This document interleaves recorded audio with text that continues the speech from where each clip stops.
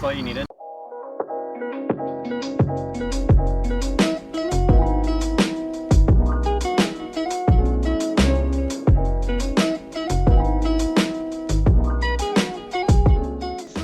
Hi everyone, welcome back to my channel.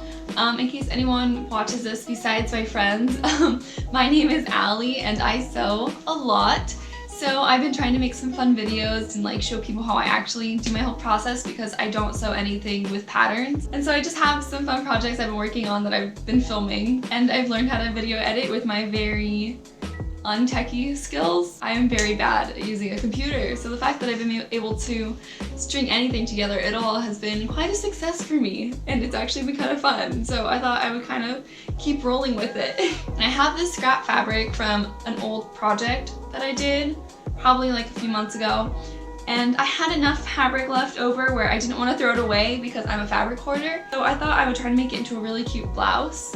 And I also have this tiny little piece of lining fabric. So we'll see if I can actually make it to anything. I really don't know. But I thought this fabric was just so cute and would make such a cute top. I've been wanting like just a really cute girly blouse for a while now. So let's just get right to it.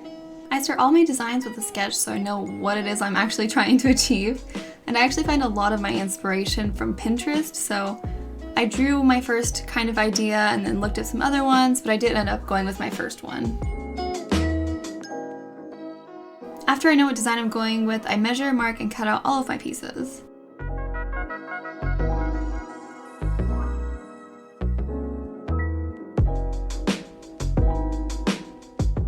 And I labeled and measured all the pieces out for you guys. You can see here. I also cut another pair of side front and side center pieces out of my lining fabric with the same exact measurements.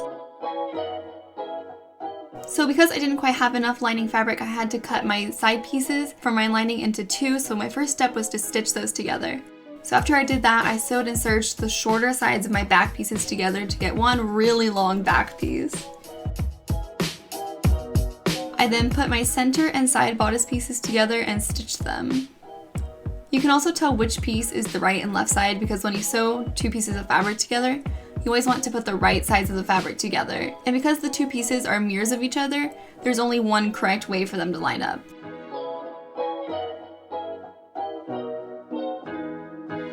And then I also went ahead and did the same with my lining fabrics. And then took my two sleeves, folded them in half, and sewed them so that they were a full circle. And then I put them to the side for later.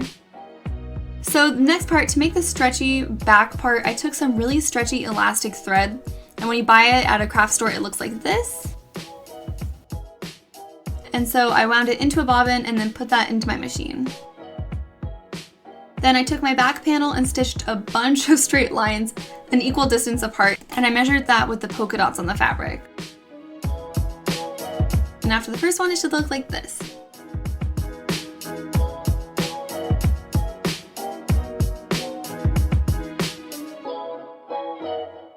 When you are sewing this part, it really doesn't look like much, but it starts to take shape when you iron it. So the way you have to iron this fabric out is you have to spray it first and it'll kind of start to shrink up.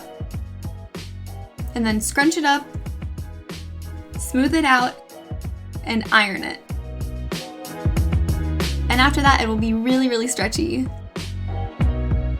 Now, unfortunately, I did run out of that elastic thread because we are in quarantine and I can't go out and get more.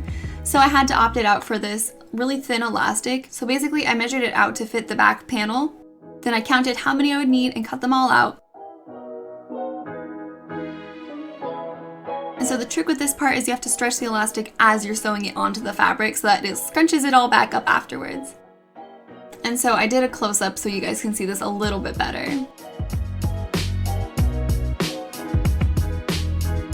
And it has a really similar result. And so after you do all the rows, it should look like this.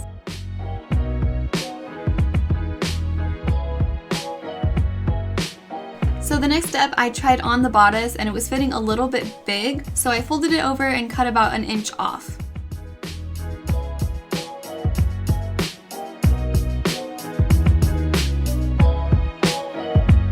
So after that, I lined up the lining fabric on top of it, cut out the same pieces, and then pinned and stitched across the top where I wanted it.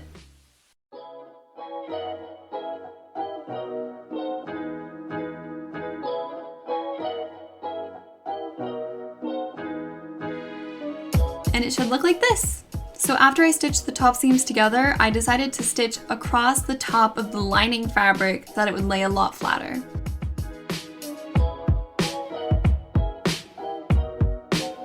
I also decided to trim about an inch off of the back piece as well, so that it would fit a little bit tighter. And I went ahead and cut out armholes very similar to the way we did the front piece.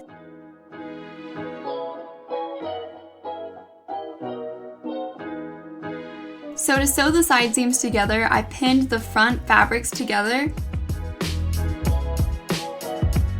folded over the lining so that the back piece was kind of sandwiched between them, if that makes any sense, and then stitched those together.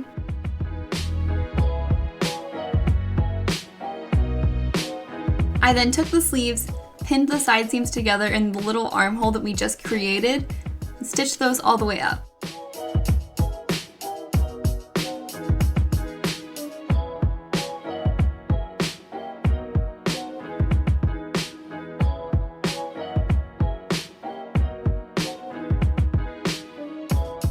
And so after you sew all those, it should look like this. And so now I went to try it on to see what kind of alterations I would need to make. And I'm really happy with how it looks so far. I was really excited about it. Obviously, a lot of it isn't done. The sleeves are not staying up quite yet, so we need to fix that. So to fix the gaping at the front, I put some pins where I wanted to stitch it. And to know where I wanted to crop it, I just lined it up with the back piece because it ended up being a little bit shorter with my lack of fabric, and I was happy with that length too. So then I measured how much I wanted to take it in, flipped it inside out, measured, pinned, and stitched that all the way down. I then cut off the bottom of the fabric so that it was even, folded the raw edges into the fabric, and pinned those in place. Now to get a nice seamless hem, I decided to hand stitch this next part. So I took my handy dandy sewing needle and some basic white thread, tied the ends together. And so to get the seamless hem, I decided to do a ladder stitch. So the way you do this is you put like one length through one side of the fabric, then the same amount of length through the other side of the fabric, and you just keep going back and forth like a ladder. And then once you pull those threads together, it makes a nice seamless hem. Every once in a while too, it's good to do some little loops so that it can't shift in place. And then I just did that all the way up the front of the hem. I then took some scrap fabrics that I sewed together and stitched them to the side of the sleeve. This was so I could get an elastic casing around the side of the sleeve so that they would stay up a lot better.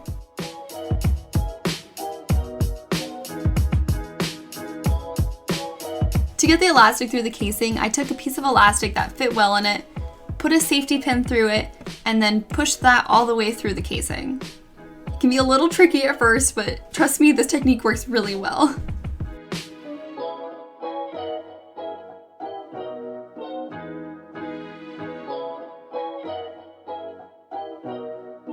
And so after I got the elastic through, it looked like this. I then stitched the front and back where the elastic went through so that it wouldn't move anymore.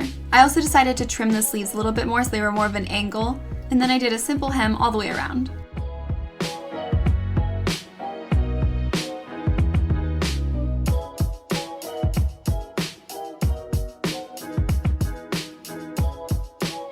I then took some of that really thin elastic I was using earlier, measured it around my arm to see where it would fit comfortably, divided it into quarters, marked those, and divided the sleeve also into quarters. I divided it like this to know how much I wanted to pull the elastic while I was sewing it.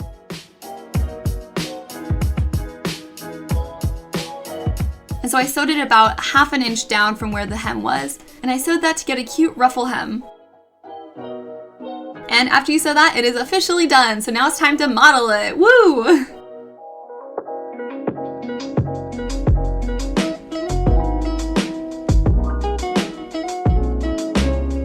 Considering this was made made out of scrap fabrics I just had laying around my house. I am so happy with how this turned out. I think it is so cute, and I've been wanting something that pairs well with these pants for so long.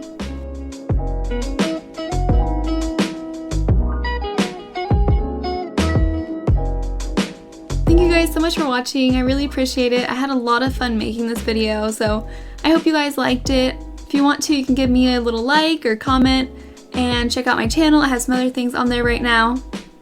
I think that's it from me. Thank you guys so much for watching, and I'll see you next time. Bye!